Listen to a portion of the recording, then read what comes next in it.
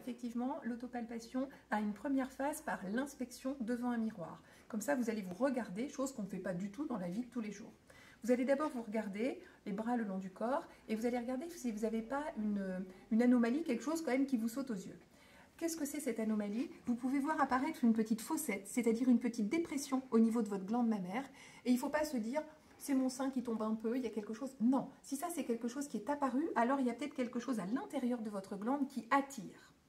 Deuxième chose, une modification de la peau. Si vous avez une peau, ce qu'on appelle un aspect de peau d'orange, ça aussi, ça doit vous faire consulter parce que c'est pas normal. Ça peut être tout autre chose qu'une maladie cancéreuse, mais ça peut aussi être révélateur d'un cancer. Troisième chose, l'apparition d'une boule, comme là. Donc, ça ne va pas être la fossette, mais ça va être au contraire le nodule. Là aussi, c'est quelque chose de suspect et donc il faut consulter. Enfin, à l'inspection, vous regardez bien les mamelons.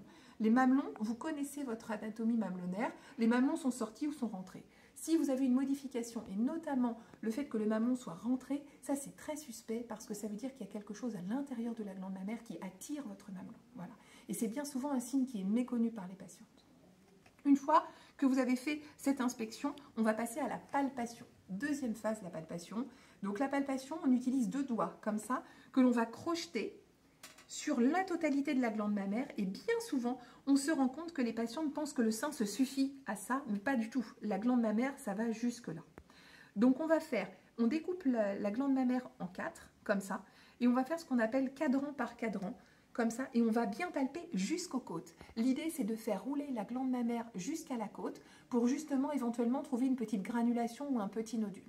Donc, on va faire cadran par cadran, comme ça, tout autour de la glande, jusqu'au sillon sous-mammaire, qui est parfois oublié parce qu'on pense que voilà, la glande mammaire s'arrête ici.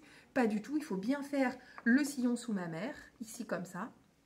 Voilà, on palpe bien la totalité que l'on fait rouler jusqu'aux côtes. Une fois la palpation bilatérale réalisée, il faut se palper l'aisselle, c'est-à-dire voir s'il n'y a pas un ganglion, une boule, sous le bras, puisqu'on sait que le cancer du sein peut donner une petite boule sous le bras appelée métastase ganglionnaire. Là, on fait comment? Pareil, on va crocheter nos 2 doigts et on va aller en profondeur quand même pour retrouver un petit ganglion. Voilà. Vous pouvez retrouver un petit ganglion ici sans avoir trouvé d'anomalie au niveau de votre sein, mais pour autant, cela justifiera d'aller consulter un médecin pour faire un examen mammographique. Enfin, une fois qu'on a bien fait notre palpation bilatérale, on palpe notre mamelon et on va appuyer sur le mamelon pour voir si on n'a pas un petit écoulement mamelonnaire. Ça, c'est pareil, c'est pas normal d'avoir un écoulement sanglant ou bien un écoulement de lymphe. Il faut consulter pour se dire, il y a peut-être quelque chose finalement à l'intérieur de mon sein qui va produire ce liquide.